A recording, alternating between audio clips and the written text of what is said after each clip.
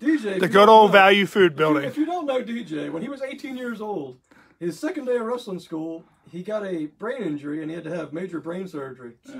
So we're doing this three-way match.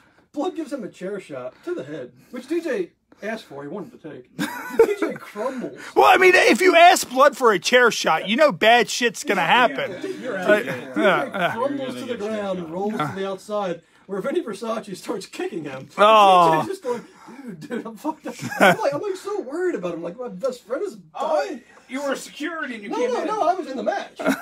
DJ took the bump, and then the finish of the match was supposed to be Blood was going to give me a chair shot and beat me with a claw. So I'm worried about DJ. I'm coming back in, I'm like, all right, I guess I got to take the chair shot now. Blood hits me with a chair shot, and it hurt. It hurt. And then I do the Terry Funk stumble back to the ropes. I sell back, he gives me the claw, and I tap out, and I get beat with a claw. So I go back to the locker room where DJ's half dead and possibly not going to survive. And Blood comes up to me and he says, Psycrotes, why didn't you bump off the chair shot? And I said, Blood, you hit me so hard, I forgot to bump. Well, speaking of you being hit hard with stuff, Blood doesn't remember a lot. Do you remember, Psycrotes, do you remember AWL, the first show we had in West Virginia? We did AWL, and it was you, Blood, and Chucky Manson in a three-way dance. And I asked you that week before, I was like, Psycrotes, can you get a pair of boots or a pair of wrestling shoes?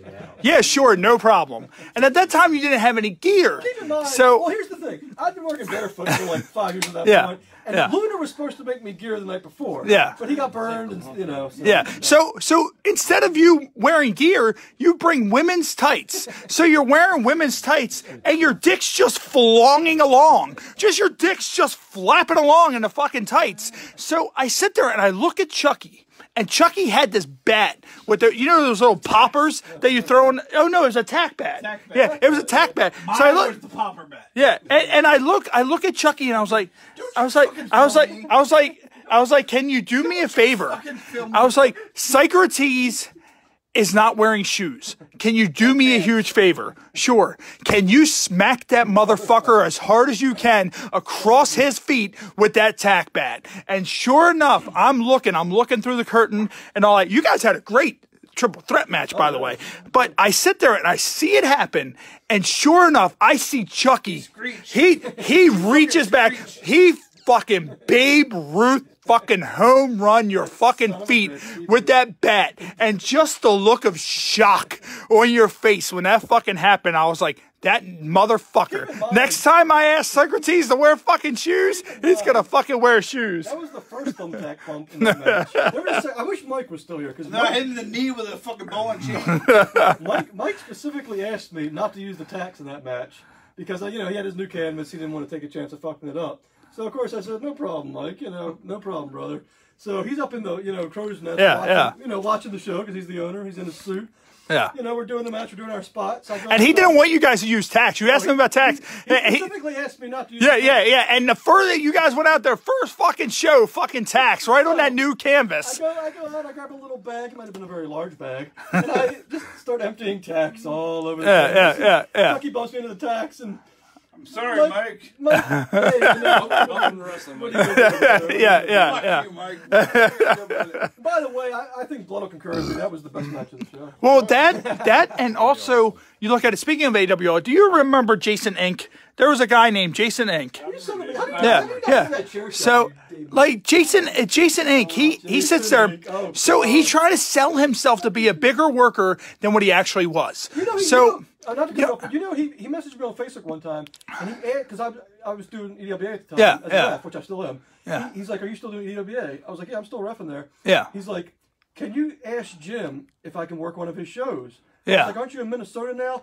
He's like, yeah. He's like, tell Jim if he pays for me to fly out from Minnesota. I'll work EWA. And he's one of the worst workers in the business. He's one of the worst workers in the business. I didn't ask Jim. So that motherfucker, he reaches out to Mike. So he's like, Mike, can I come in and do the show? And I look at Mike, I'm like, dude, you know, you're spending a fortune on workers. Like, we don't have any other spots. There's only one spot I have for him, and if he doesn't want it, fuck him. And actually, Velveteen Dream, it was actually, and God forbid, it was Velveteen Dream's first show that he ever did. He showed up. He showed up with Mustafa Aziz, and he was training in the ring. I worked out with him a little bit in the ring, all that, and I told Jason Inc., I was like, hey, the only thing I have for you, it was a match between Alexander James and David Starr. I was like, the only thing I have for you is to deliver flowers to David Starr. He's like, oh, I'm not doing that. What do you think I am? I'm no fucking joke. I'm the real fucking deal. I was like, I don't give a fuck who you are. You're either going to do it or you're not going to be on the show. And he starts giving me all this shit. I'm like, you know what? Don't let me see you in my fucking locker room, because if that's the case, I'm going to throw your fucking ass out. So he shows up to the show with Jeff Dennis. Jeff Dennis comes, and referee Jeff, referee Jeff Dennis comes, and Ink comes along with him. So it's the whole thing of, I'm sitting there and I look, and he superstars me. I walk up, like, I walk right past him. He doesn't shake my hand, nothing like that. He looks at me. I'm like, this motherfucking piece of shit. And like, he went in the locker room with Jeff Dennis. I went up to Mike and I'm like, dude, get him the fuck out of the locker room right now. And DJ Hyde noticed that I was really like kind of, you know, pacing back and forth. And he's like, what's up? And I told DJ, DJ's like, don't worry, I'll fucking take care of it. So DJ goes over, bro, you got to go. Get the fuck out of the locker room. So he's like all pissy, you know, about to make a scene. And DJ's like, I'll fucking throw you out of here. I don't give a fuck. I'll put you on your ass right now. So, you know, long story short, I'm sitting there and I look at Velveteen Dream, Patrick. I'm like, hey, you want to deliver flowers? Sure. Okay. There you go. So, you know, now someone who, you know, now is a Velveteen Dream in WWE, he delivers flowers to David Starr or whatever and all that, because cocksucker fucking, and you remember when we went to. What you're saying is Jason Inc. had almost as much heat in AWL as I did. Yeah. And you remember when we went to SWO and Jason Inc. was there and he did the triple threat match? It was him and Vam, I think. There was a worker named Vam. He was a backyarder there for a little bit. Oh, yeah, skinny black kid.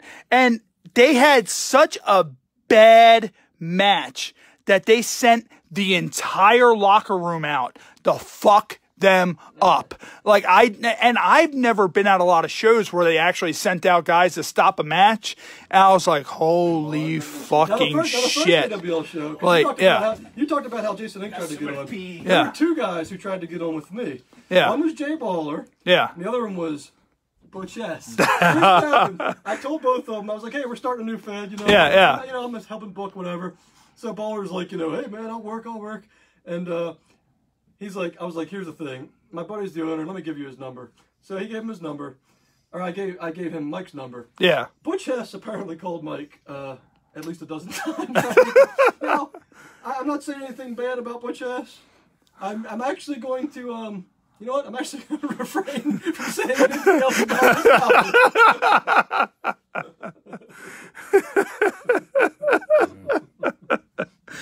Oh my God! You've worked him, right? You know. Yeah.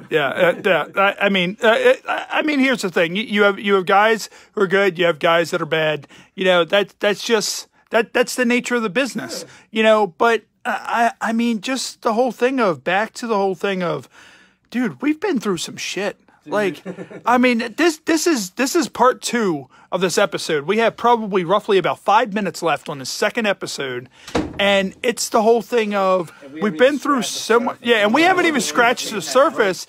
So we're gonna have to do this again down the line, you know, in the future as another episode, because what I'm trying to say is, this it's so raw.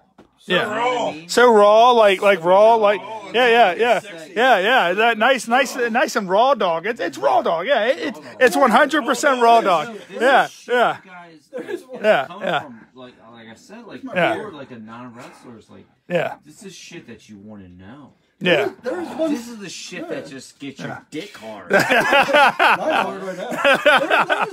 Well, you better watch it, because if it gets too hard, he might just start spewing fucking sperm out of his fucking shorts all over the fucking place. Yeah. We're fucking green fucking shorts. Green. Yeah. Well, you saw him when he showed up. Yeah, you were like, who the hell's outside your house that's wearing those bright ass green shorts?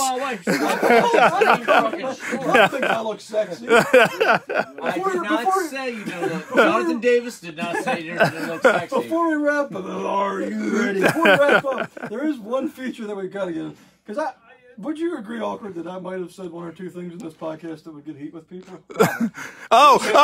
yeah. And this is on the Facebook Live. And I'm sure Psycrotes doesn't give a shit, but we're going to roll off the Psycrotes heat counter on who Psycrotes has heat with, and this is going to be the greatest thing I've ever seen or heard in my life. The high priest heat counter. Yeah. You know what? I'm going to try to go in chronological. Now, are you going to go in chronological order, or are you going to include people who you once had heat with that you don't have heat with anymore? Like myself and Blair. And I'm going to name everybody in this episode I've talked about. I'll also name people I've had heat with at some point. All right, just in this episode, keep in mind we've been doing this for what, 2 hours almost? Yeah, 2 episodes straight, Just in this 2 hours, I have started a heat in this episode. We're going to go in order now. Cody McGraw. We're going to. Well, if you look, put it this way: if you didn't have heat with these guys before, you're going to have heat with them now. They're no longer going to listen to the Happy Hour podcast because of fucking Psycrotes, which means we're all going to have heat with them. We're going to go in order. We're going to go in order. Yeah. Jamie Lucas once again. Jesus fucking Christ. Jamie Lucas. Fucking Jamie Lucas. I hope she gets AIDS. Seriously.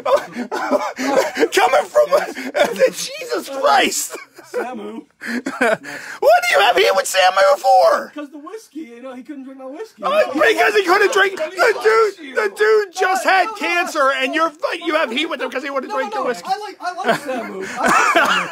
But he might have heat with me. I might have heat with him because the whiskey thing. Anyway. Oh my God. Cody McGraw. Jimmy Stars. Oh, fuck Jimmy Stars. We all have Jimmy. Fuck you, Jimmy Stars, you bitch. Fucking cocksucker. Did I say Cody McGraw? Yeah, you said Cody McGraw. Al Snow, you fucking cocksucker.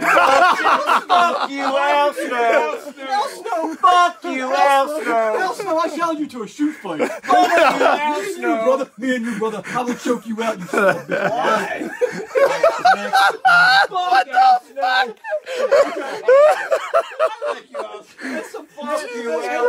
At some point, Chase Rawlings. At some point, co-host Mike. Oh God, who else are we going with? Alex Lunar. Blood. You know what? I honestly don't think I'm that either. You know what? Did I mention Jamie Lucas?